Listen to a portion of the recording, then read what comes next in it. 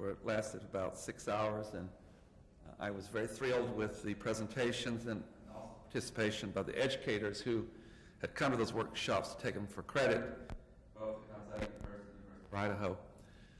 Today we're kicking off the formal week, and we had a wonderful speech this morning by Father Robert Spitzer at North Idaho College, defining in a very broad sense the challenge of combating hate. It was our purpose to exchange the two presidents at the beginning of this week, and we are able to do that.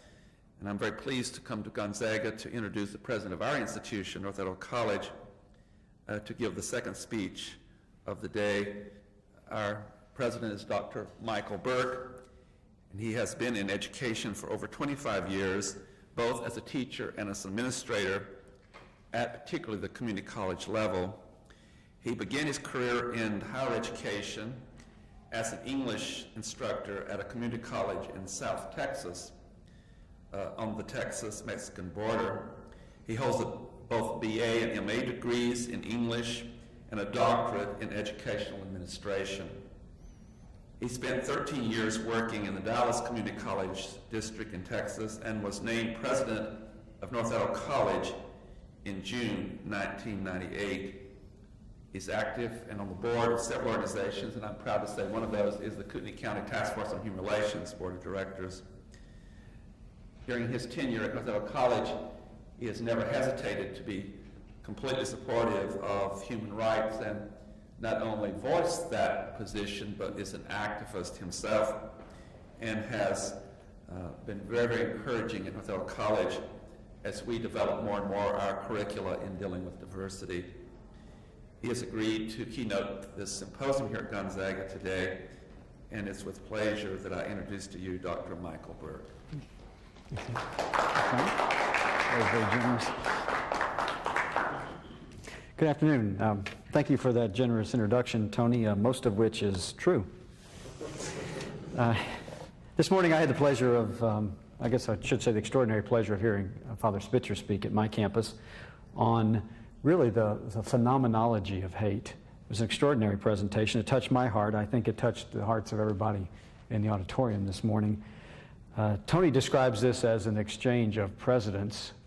I think from my perspective, you may be getting the short end of the stick here. So he made quite a difficult act to follow. Very compelling presentation. Did very well by Gonzaga University, and he's a very compelling and dynamic speaker, as I'm sure everyone here knows. I want to welcome you to, and particularly welcome Gonzaga University as a partner in the 33rd Annual Popcorn Forum. It has a new format. This new exchanging of presidents idea is, I think, an interesting wrinkle that Tony has added to this format. It is centered on the theme of, a very compelling theme of confronting hate, humanity's greatest challenge. I said this is our 33rd annual Popcorn Forum. I don't know of another community college in the United States that can say that. We've been at this for 3 decades. We began this in the late 60s, early 70s, and have stayed with this colloquium through very challenging times in our region, as you all know, and I'm very proud to be part of it. I'm very proud to be here speaking to the folks from Gonzaga. I am humbled really to be part of this whole panel of very powerful speakers and presenters this week. It is a powerful affirmation of the ongoing struggle we have to support the human spirit in face of hatred and violence, and I'm glad that you are all part of that struggle. I want to applaud Tony Stewart for a moment. I want to actually applaud his matchmaking skills. He has managed to bring together North Idaho College, Gonzaga University, Whitworth, Eastern Washington University, Washington State University, the University of Idaho, Lewis Clark State College, and all the faculty and staff. And did I mention, there's another school I forgot to mention, Harvard University. I'm sure you've heard of it. Bringing us all together, Tony's nothing short of remarkable. My congratulations to you. I also want to thank all the folks that are part of the Kootenai County Task Force for Human Relations, as well as the Gonzaga University's Institute for Action Against Hate. I offer my sincere appreciation for the work all those fine people do in support of diversity and human rights in our region. I'd also want to mention all the folks that you'll see in this program. If you have a chance, pick one up on your way out. There are dozens and dozens of people who give of their time and energy and share their vision and their generosity of spirit to make the Popcorn Forum what it is. Last summer, Tony and I spoke to the American Association of Community Colleges Leadership Institute, which was hosted in Coeur d'Alene. First time we ever did that as a national association. And we described the Popcorn Forum and all the people who volunteered to be part of it. And got a lot of questions afterwards, I think Tony did too, about how we could afford to do this, how we could imagine, how we can make this happen. And we very proudly said, this is a volunteer effort. People give of their time and energy to make this happen. It's a very worthy project, and we're all in their debt. We're all in debt of the faculty and staff of Gonzaga and all the other university partners who come together today. I was sitting at my computer typing away on this talk. Actually, it was my wife's computer. She is in Europe at the moment, traveling. I've been Mr. Mom for the last several weeks with my 9-year-old daughter. And late at night was when I had time to work on this, and I was kind of halfway listening to Peter Jennings as he was reporting that at that time we were once again poised to wage war. And I want to mention this kind of personal footnote, if I can, for a minute, for a couple of reasons. First of all, I think we're all here and we all do what we do because we have a deep, abiding commitment to students, to other people's children, and really the hope for the future that those children represent. I had the pleasure this year to nominate a young man on my campus, Patrick Drapeau. He has been involved in Phi Theta Kappa, which is our 2-year honor society. He is a veteran. He has come back to school. He is completing his 2 years with us, plans to transfer on. I nominated him for the American Association of Community Colleges New Century Scholar. That is, in the year 2000, the American Association of Community Colleges began celebrating the accomplishments of our students by a national competition, a national award, and one award is given per state. And Patrick Drapeau was recognized to represent Idaho as the community college student of note in Idaho. This is the 3rd year in a row that a North Idaho College student has won this award. And I'm very proud of having nominated all 3 of those young people. But he's now being awarded scholarships so he can finish his education somewhere else. But unfortunately, he's been called to active duty. He's now in Mountain Home. He literally withdrew from college this spring semester. In January 31st, he got on a plane and flew to Mountain Home. He's probably on his way to the Persian Gulf right now. I'm sincerely, personally worried for him, for his family, for his young children. This has become very personal to me. And secondly, I mention this because I think it's reflective of my remarks today. If you look at the title of my remarks and you're familiar with the classics, which is my teaching field, you'll recognize Dante's fingerprints on the title of my remarks. Dante opened the Divine Comedy with these portentous lines. Midway on our life's journey, I went astray. I've always liked that line. I went astray from the straight road and awoke to find myself alone in a dark wood. When I arrived at North Idaho College in the summer of 1998, I landed in what I came to recognize as ground zero on the war on hate. It was a different kind of war. During my first week on the job, I had the Aryan Nation leader, and I use that term loosely, speaking on my campus in my college lecture hall. It was about 50 yards from my office. People who know me know this is an anathema to me, to every fiber of my being. My father was a World War II veteran. He served in Europe. I learned very quickly that wars are waged on a variety of fronts in many different kinds of campaigns, and I had been plopped down into the middle of one such war zone. As I told a friend of mine, a colleague, a person of color, who questioned my decision to take this job, I told him, if you want to fight the fight, you come to the front lines. And folks, NIC, the Kootenai County Task Force on Human Relations, the Institute for Action Against Hate, the communities of Coeur d'Alene, the community of Spokane, have been on the front lines for quite a while. We have not backed away from the fight. We have not allowed any act of hatred or violence to go unnoticed, to go uncommented upon. We have never been silent. We're all here today, I would argue, to continue the struggle, to make our way out of this dark woods and into the light. As I was saying, I sat there looking at my computer, blank screen staring back at me, and I thought about the Hippocratic oath that all college presidents take. I'm sure you're familiar with that oath. First, do no harm.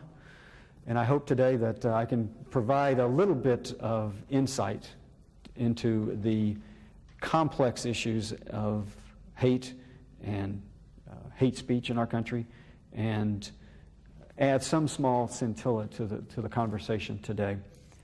As I mentioned, I want to speak about how we find our way out of the dark wood of hatred into the bright place of justice and fundamental humanity.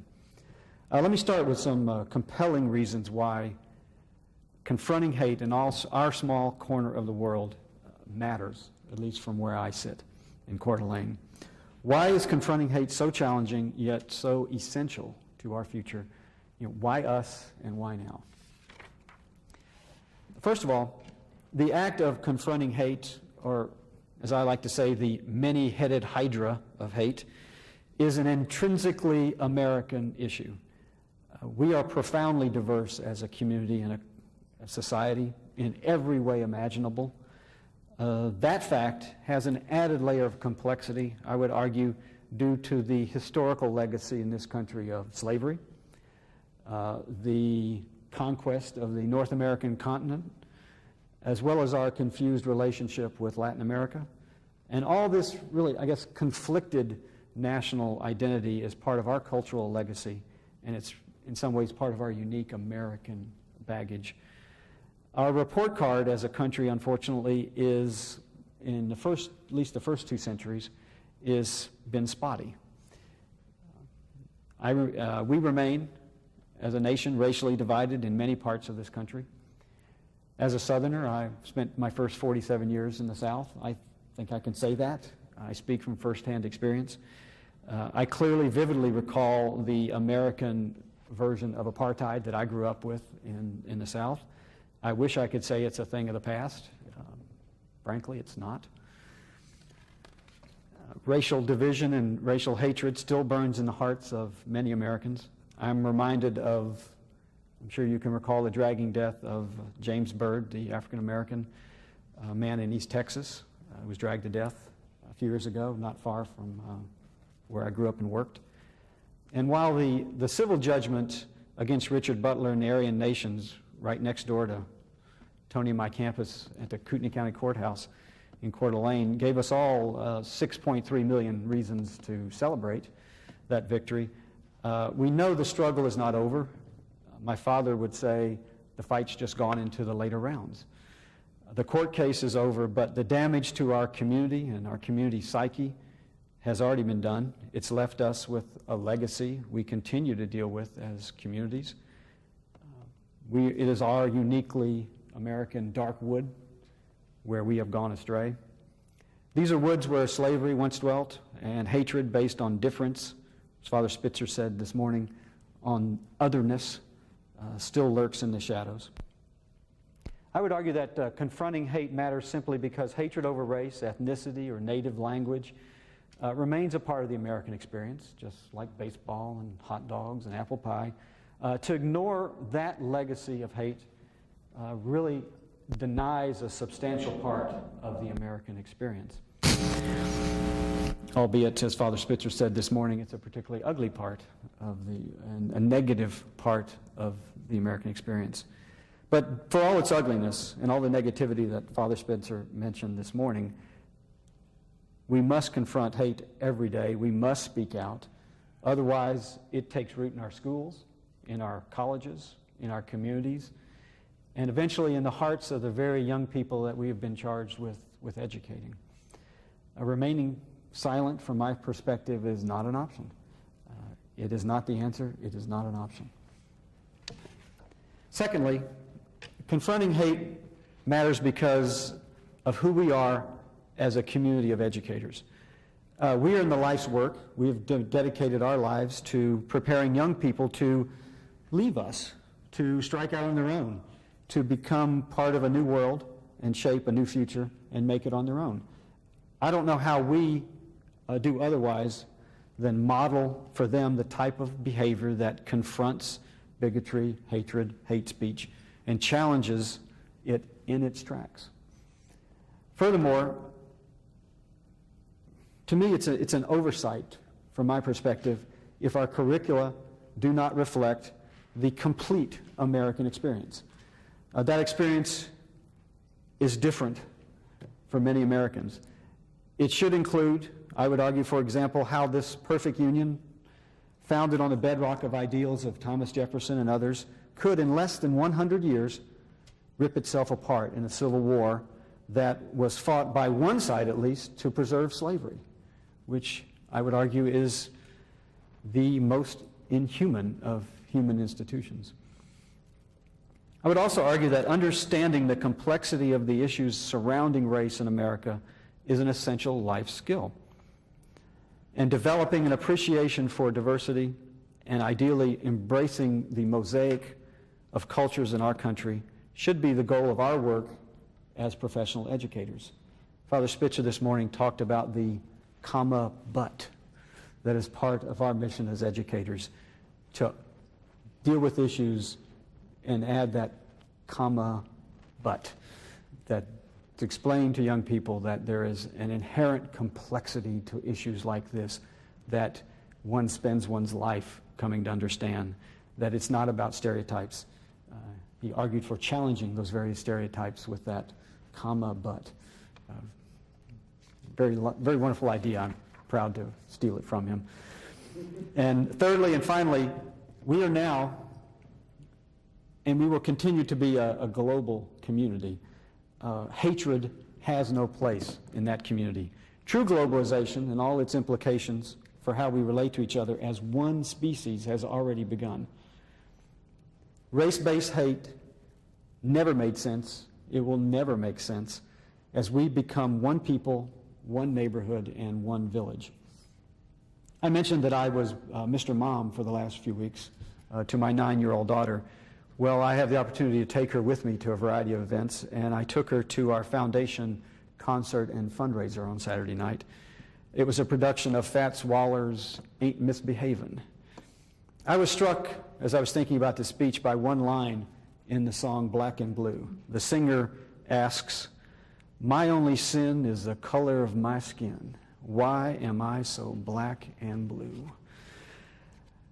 For our students, for my daughter's daughter, a skin color will eventually be like the color of one's eyes.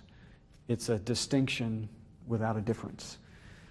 As we move from this dark wood of hatred and intolerance to a brighter future of justice and compassion and tolerance, what Father Spitzer this morning called empathy,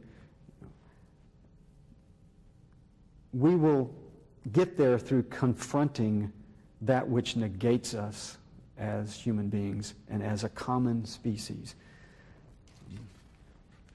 I'd like to, Tony mentioned a bit of my biography. I'd like to take a personal liberty for a moment and relate a bit of my personal history as I believe it's relevant here today.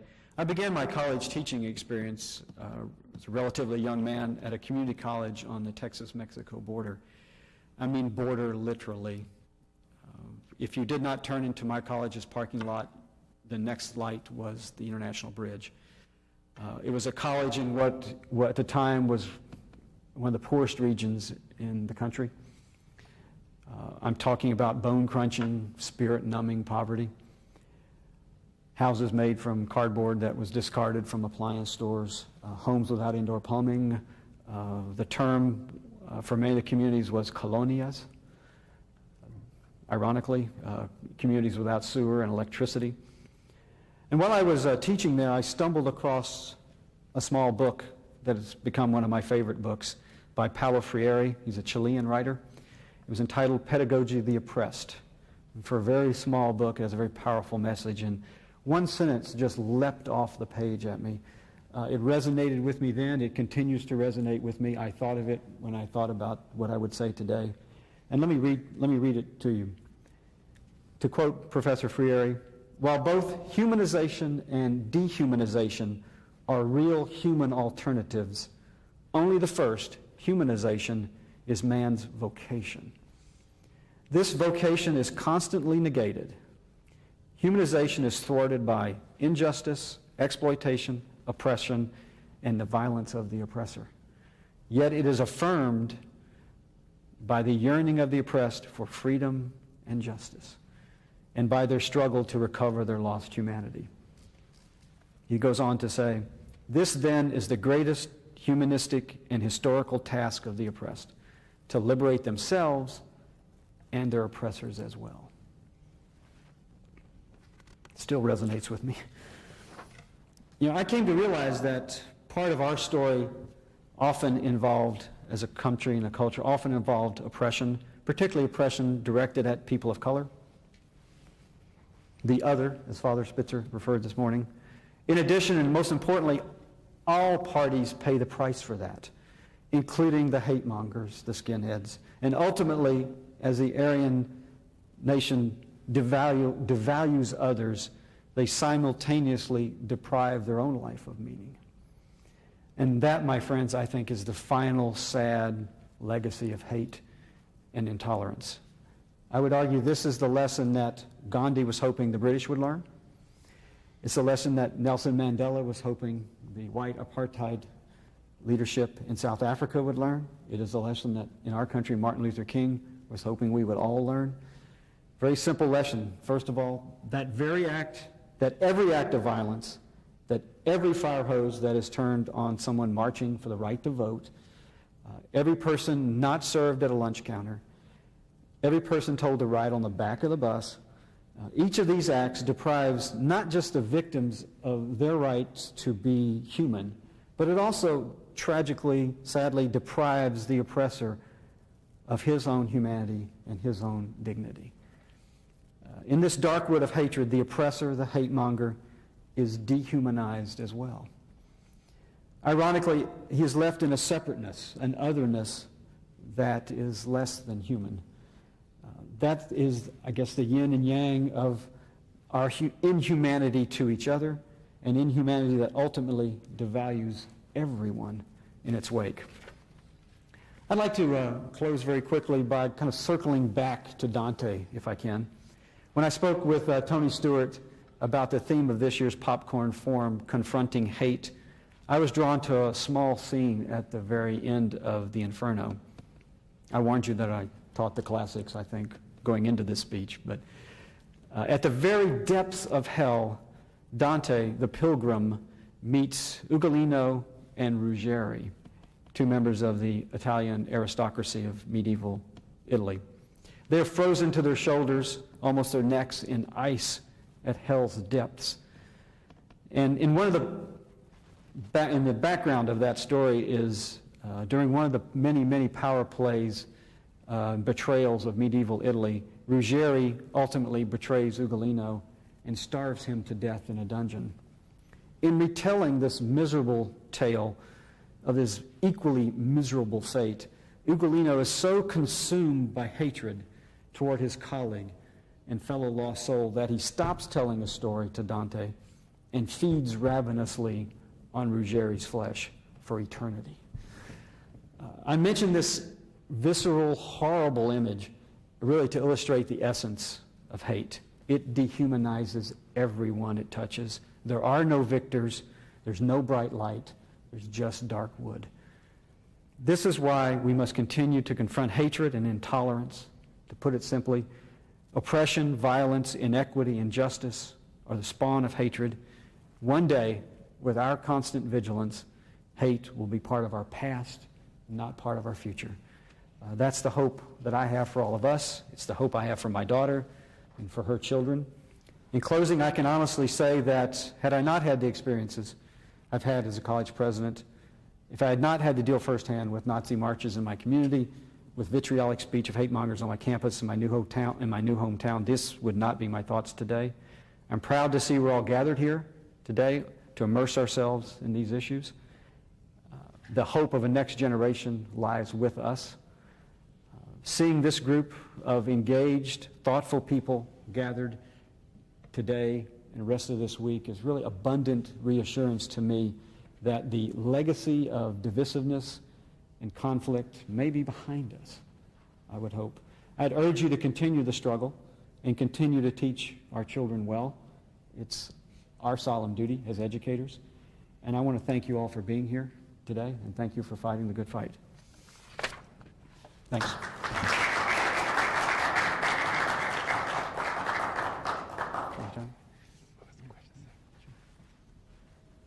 Dr. Burke, thank you for that very inspiring address. I wanted to say to you who are here today that all the programs that we are doing are either being video or audio taped. And I want to recognize the Gonzaga University Institute for Action Against Hate because they're going to have copies of all of this conference, with my understanding that their goal is to publish a journal that will go out to a lot of people, and therefore we always want to, in this program, extend beyond those who are in our audiences. Last year we had over 4,200 people, and the year before over 6,000 people during our whole week. But I want to thank Channel 7, KSPS. They've been a great partner for over 30 years, and they're here to tape, and I'll be doing editing of this to broadcast to our audience in 7 states and in British Columbia and Alberta, Canada. And I want to personally thank Scott and the others at Channel 7. You're wonderful to us.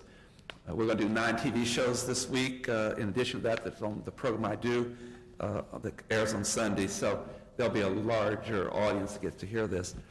Before opening up to questions, I do want to say also that we're very pleased to have the Spokesman Review here. And I have been working at this for a very long time. And I said about 2 years ago when I was asked to do a tape for the employees of Spokesman Review that this is my opinion, that I think the Spokesman Review has become the most outstanding newspaper in the Pacific Northwest in dealing with this subject.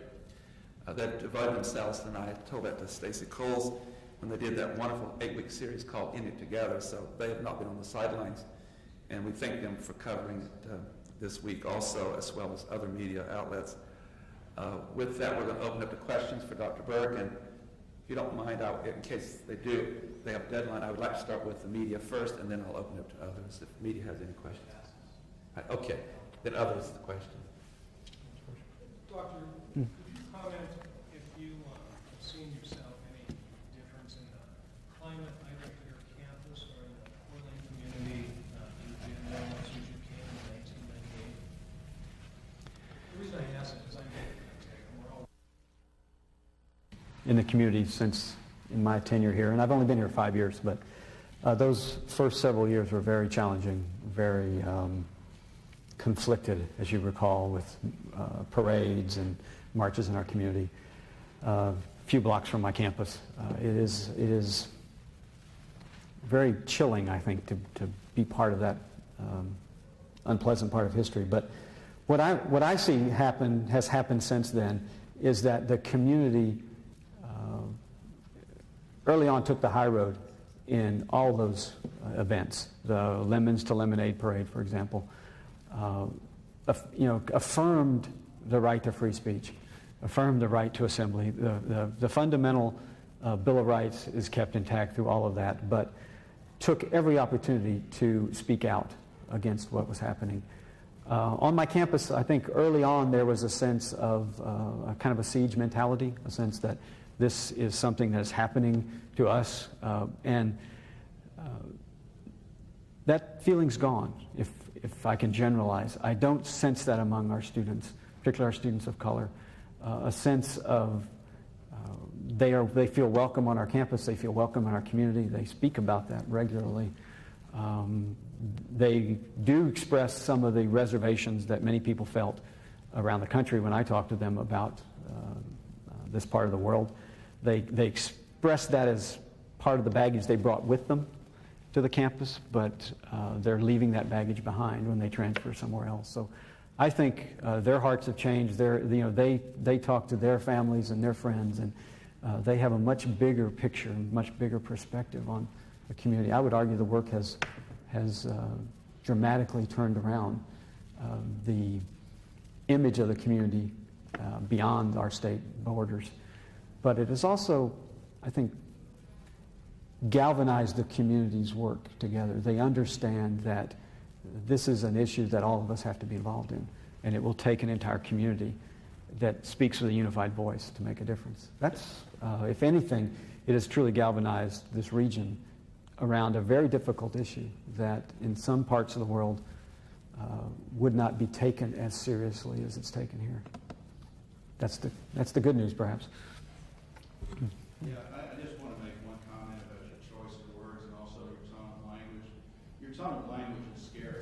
It's like a fire and brimstone Ilya Ehrenberg, PR person for the Bolshevik Party, where he told his Red Army troops to go and rape and kill every German woman and child. Beyond that, you use the word person of color. What am I, a person of uncolor? European American people are the most diverse in terms of color as they are. We have red hair, we have blonde hair, we have brown hair, we have black hair, we have brown eyes, we have green eyes. How dare you put us down? You talk about apartheid. You're committing color apartheid by separating us out from everybody else. And all of the people that you perpetrate as the evil in society are all European American people. I resent it. You need to look at your own bigotry. I like the father's speech because he talked about love. You must have mentioned hate 100 times. Thank you. I cannot believe it. I came here, I was ethnically cleansed from California. I'm a hate crime survivor. I was shot in the face in East Oakland and called a white boy. And after I was shot, he said, "You want some more, white boy?" Thank you. You're not going to smooth over the injustices towards European American people. You come up here and talk about how hateful this is. You go down to East LA. You go to South Central. You go to Hunters Point in San Francisco, and you talk to them about hate. Thank you. I cannot walk into those communities he'll because respond of the brown and black hate directed towards European American people because of you, so-called educators, who have labeled us people of uncolor, that we are the perpetrators of all hate. This whole thing disgusts me.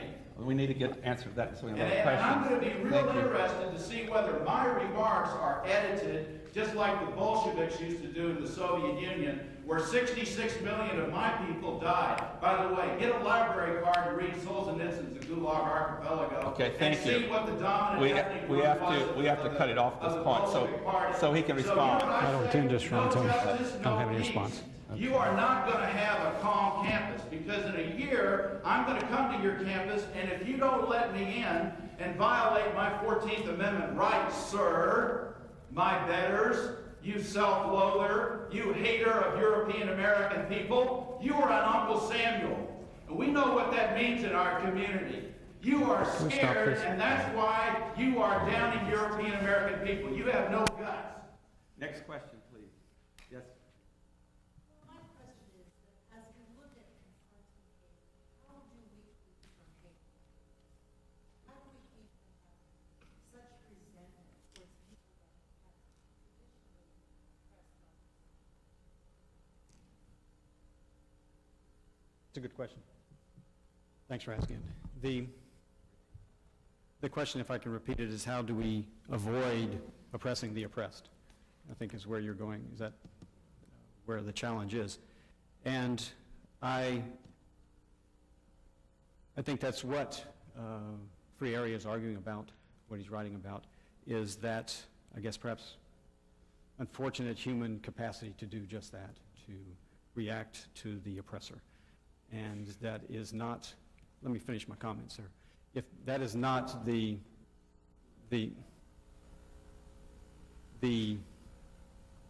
think that is the challenge that's before us in these discussions, is how to somehow maintain this wholeness as human beings, as one species, and come to understand the enormous complexities, as Father Spitzer was saying this morning, the comma but part of the equation, to deal with the complexity of human psyche and come to understand that otherness of that individual. It is very challenging, I think, to do. It is, especially in the midst of what we've all experienced in our communities. On that note, we have to go because the president here has to have lunch with people at Gonzaga, and then I must return to the campus for TV shows. Thank you for coming, Dr. Burt. Thank you so much for your comments, and we look forward to the whole week of discussion. Thank you. Do I have all this stuff? Then we have a Model T going up stairs. That was probably my great-grandfather driving it too. Ah, it's incredible. Then we have, I see Chicago, Minneapolis, St. Paul Railroad. Here we have a passenger train with, yeah. Okay, now we're in the whole realm in and of itself. There is an Omaha, this is just off the top. There's somebody from Omaha that plays stories, especially based and if there's two of them, he's got a picture here that's how much we have no idea. But that's another thing we have. You can take ephemera stuff, but a lady that's conservative, a friend of mine, they are back to back. It's very critical. Usually one of them is destroyed. She's had a lot of 50% of them that she could take. That's why you want to take the best things, the larger. Try to work on these at first, but you want to save this one. You want to save this one. These are, yeah, no. Yeah, and this must be then sheer rice paper. I would think it's Yeah. beautiful handmade paper. Yeah, it's very thin. And I would assume that they're probably Thailand or one of those countries, It looks like a Thai headdress. I don't know how that was done. Do you have any idea? It would It's probably just be kind on of a block, rubbing. like carved on a block, and then inked, and then this applied the paper press to it. So it's like a woodblock print. It is a woodblock print, yeah. Okay. Okay.